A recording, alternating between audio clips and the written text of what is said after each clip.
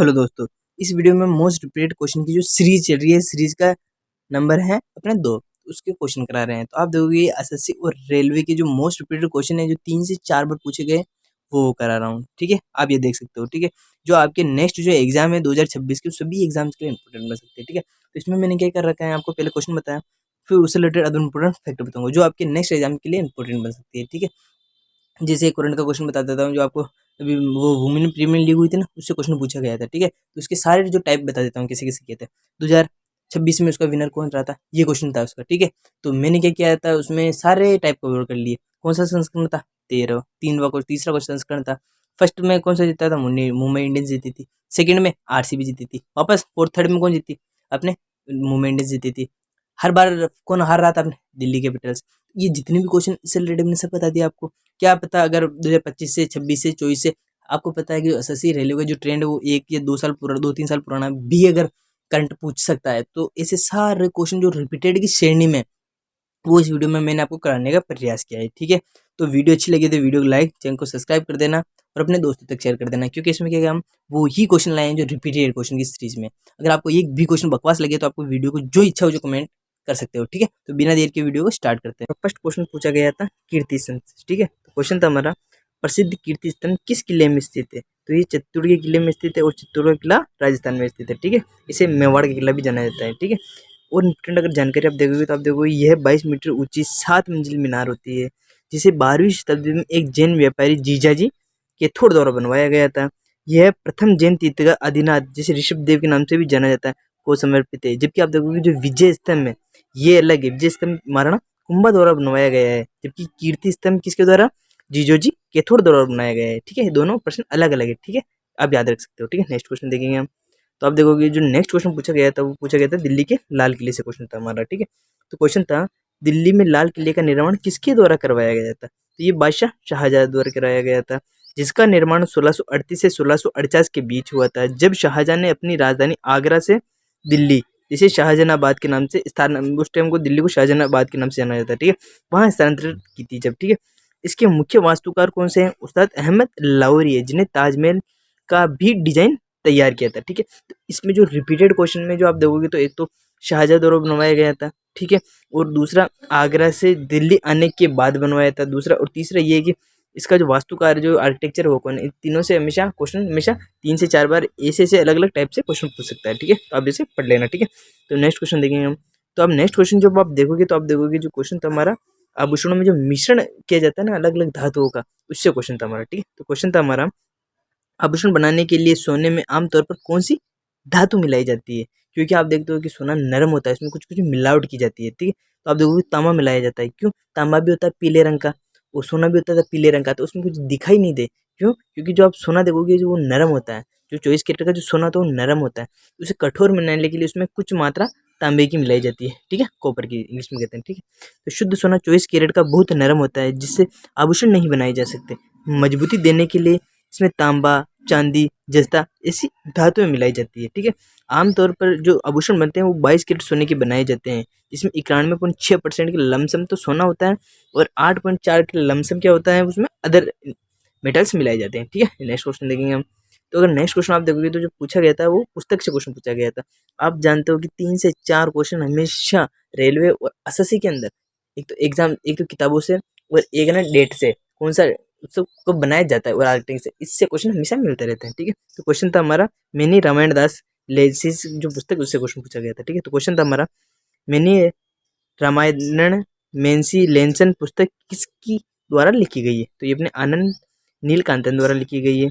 आनंद Neelakantan Baahubali film की prequel श्रृंखला और असुल टेल ऑफ वेक्सीडेश जैसी प्रसिद्ध पुस्तकों के लिए भी जाने जाते हैं। ठीक है, अगर और सुधार में आप देखोगे, तो आप देखोगे इसमें एक तस्वीर मैंने लगा नहीं पाया, इसमें जगह नहीं बची, तो आप देखोगे जो पाउल रिचल मैन वास्तव में प्रसिद्ध निबंध आग्रह जैसे many Ramayana, the diversity of narrative tradition of South India का भी संपादन किसके द्वारा किया गया है, राउला रिचर्ड बेन द्वारा करवाया गया है। ठीक है, ये दोनों क्वेश्चन इंपॉर्टेंट बन सकते हैं। ठीक है, नेक्स्ट क्वेश्चन देखेंगे हम। तो हमारा नेक्स्ट क्वेश्चन पूछा गया था जलदापरा राष्ट्रीय उद्यान से। ठीक है, तो आपको पता है नेशनल पार्क से भी कभी क्वेश्चन पूछ लेता है, तो ये 2 से 3 बार क्वेश्चन पूछा गया था, तो आप पढ़ लेना। ठीक है, क्वेश्चन था हमारा, जलदापारा राष्ट्रीय उद्यान किस राज्य में स्थित है। तो ये अपने पश्चिम बंगाल में स्थित है।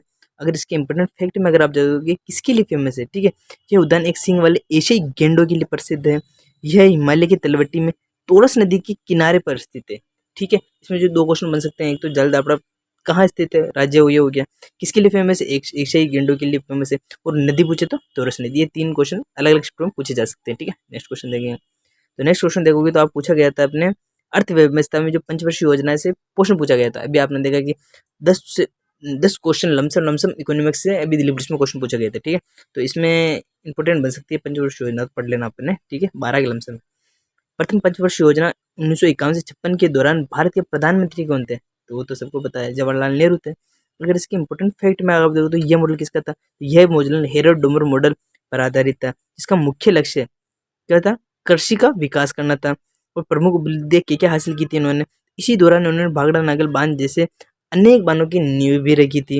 अतिरिक्त फैक्ट अगर वो देखोगे तो आप 7वीं और 8वीं पंचवर्षीय योजना के बीच 2 वर्षीय योजना जैसे 1990 से 91, 1991 से ब्राउन लागू की थी, जिसका मुख्य कारण देश में राजनीतिक अस्थिरता और बैलेंस ऑफ पेमेंट भुगतान असंतुलन का संकट बनना था। इसका मतलब होता है कि उस टाइम जो अपने पास विदेशी मुद्रा का अकाल पड़ गया था, उस टाइम विदेशी मुद्रा का संकट उत्पन्न हो गया था, उस टाइम हमारे पास खत्म हो गई थी मुद्रा।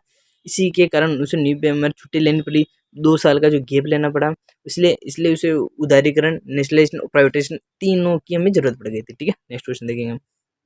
तो नेक्स्ट क्वेश्चन हमारा पूछा गया था बायोलॉजी से क्वेश्चन था। तो क्वेश्चन था ग्लूकोज को पायरुवेट में बदलने की प्रक्रिया कौन सी होती है, तो इसे कहते हैं ग्लाइकोलाइसिस के नाम से जाना जाता है, ठीक है। ये प्रक्रिया कैसे होती है आप देखो, यह शोषण का पहला चरण होता है, जिसमें 6 कार्बन वाला ग्लूकोज 3 कार्बन वाले पायरुवेट के 2 अणुओं में टूट जाता है। और कहाँ ये होता है ये प्रक्रिया, तो यह प्रक्रिया कोशिका द्रव्य में होती है। विशेषता देख लो इसकी क्या क्या होती है, तो ऑक्सीजन की आवश्यकता नहीं होती है इसमें, ठीक है। इसमें ऑक्सीजन की आवश्यकता नहीं होती, इसलिए ये ऑक्सी और अनऑक्सी दोनों प्रकार की जो शोषण में समान रूप से कार्य करता है, ठीक है। अगर अपने एक तो ऑक्सीकरण प्रक्रिया होती है, एक अपचयन प्रक्रिया, इसमें ऑक्सीजन की आवश्यकता ही नहीं होती है, तो दोनों प्रक्रिया सेम होती है इसमें, ये हो गया, ठीक है। नेक्स्ट क्वेश्चन देखेंगे हम।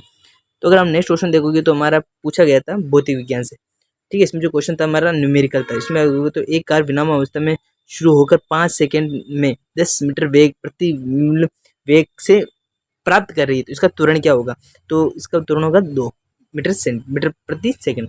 अब क्योंकि कैसे, तो देख प्रारंभिक वेग तो हमेशा 0 होता है, अंतिम वेग बता रखा है इसने 10 है, और समय इसने 5 बता रखा है, ठीक है। तो इसका जो सूत्र होता है v बराबर u प्लस AT होता है। तो ये कितना है अपने, ये अपने 10 है, प्रारंभिक वेग 0, और त्वरण कितना बता रखा है इसने, पूछा है इसने, जबकि टाइम 5 है, ठीक है। तो इसका तो कोई महत्व नहीं है। अब ये याद करना है तो ए से रख के 10 के नीचे 5 लेके जाऊंगा, 2, समझ में आ गया ना, ये 2 के साथ इस तरह का है, ठीक है। नेक्स्ट क्वेश्चन देखेंगे हम। तो नेक्स्ट जो क्वेश्चन हमारा पूछा गया था वो पूछा गया था भूगोल एवं कृषि से क्वेश्चन पूछा गया था। तो हमारा क्वेश्चन था सामान्यतः भारतीय मिट्टी जैसे हरियाणा में जो मिट्टी पाई जाती है उसमें किस पोषक तत्वों की मात्रा सर्वाधिक होती है, तो आप देखोगे उसे पोटेशियम या पोटाश दोनों के नाम से जाना जाता है, ठीक है। तो भारतीय मिट्टी में आमतौर पर नाइट्रोजन और फास्फोरस की कमी पाई जाती है, ठीक है, जो इसमें पोटेशियम की अधिकता पाई जाती है और कमी किसकी, नाइट्रोजन और फास्फोरस की कमी पाई जाती है, ये क्वेश्चन बन सकते हैं, ठीक है। यही कारण है कि भारत में यूरिया नाइट्रोजन का स्रोत उपयोग सबसे अधिक मात्रा में होता है, ठीक है। नेक्स्ट क्वेश्चन देखेंगे हम। नहीं, जो क्वेश्चन पूछा गया था वो आर्ट एंड कल्चर से क्वेश्चन पूछा गया, 3 से 4 क्वेश्चन हमेशा मिल जाते हैं इससे, ठीक है। तो क्वेश्चन था किस शास्त्रीय नृत्य शैली को सभी भारतीय शास्त्रीय नृत्यों की जननी माना जाता है, जैसे भारतनाट्यम को जाना जाता है क्योंकि ये सबसे पुराना है, और ये सादी रट्टम के नाम से भी जाना जाता है, और मंदिरों में किया जाने वाला डांस है, ठीक है। अगर आप इसके बारे में देखोगे तो भारतनाट्यम ये तमिलनाडु का शास्त्रीय नृत्य है, जिसे भारत का सबसे पुराना नृत्य के रूप में जाना जाता है। कथन में आप देखोगे तो ये उत्तर प्रदेश का प्रसिद्ध शास्त्रीय नृत्य है। राज करेगा खालसा, यह प्रसिद्ध घोषणा गुरु गोविंद सिंह से जुड़ी हुई है, जो सिखों के 10वें गुरु थे। यह वाक्यांश और आध्यात्मिकता, सांसारिकता, संप्रभुता का प्रतीक माना जाता है, क्योंकि मंदिरों में किया जाता है, तो गुरु गोविंद सिंह भी मंदिर से रिलेटेड थे, इसलिए इसके बारे में भी बता रखा है, ठीक है। नेक्स्ट क्वेश्चन देखेंगे हम। तो जो नेक्स्ट क्वेश्चन पूछा गया था हमारे आर्ट एंड कल्चर में पूछा गया था जुडू हुलिंगी नृत्य से क्वेश्चन था हमारा, ठीक है। तो क्वेश्चन था जुडू हुलिंगी नृत्य प्रदर्शन मुख्य रूप से किस वाद्य यंत्र का उपयोग किया जाता है, तो अब मैंने बताया था ना आपको, इंस्ट्रूमेंट से भी क्वेश्चन पूछ लेता है, कौन सा इंस्ट्रूमेंट का उपयोग किसके द्वारा किया जाता है, तो भैंस की खाल से बना वाला ताल वाद्य यंत्र होता है।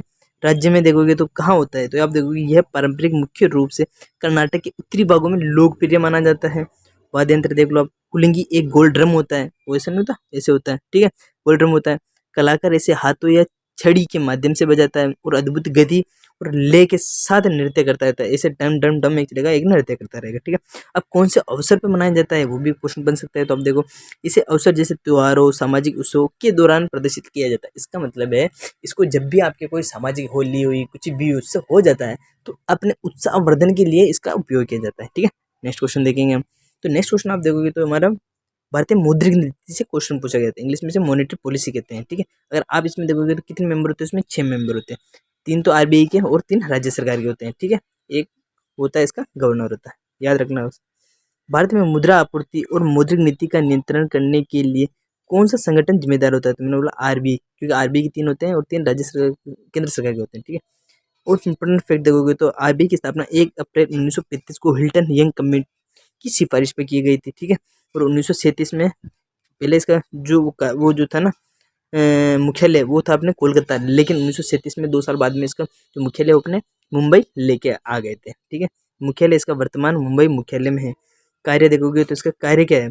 मुद्रा छापना, बैंकों को बैंक होना, बैंक को बैंक मतलब बैंकर्स बैंक के नाम से भी जाना जाता है, और मुद्रास्फीति को नियंत्रण करना के लिए रेपो रेट और रिवर्स रेपो रेट को तय करना होता है। जबकि जो सिक्कों पर जो इसमें नोटों पर साइन जो होते हैं ना, आरबीआई गवर्नर के होते हैं, जबकि वो सिक्कों पे जो साइन होते हैं वो सचिव के होते हैं। ये भी क्वेश्चन बन सकते हैं कभी कभी, ठीक है। नेक्स्ट क्वेश्चन देखेंगे हम। तो नेक्स्ट क्वेश्चन जो हमारा पूछा गया था वो किसी क्वेश्चन पूछा गया, रुकना।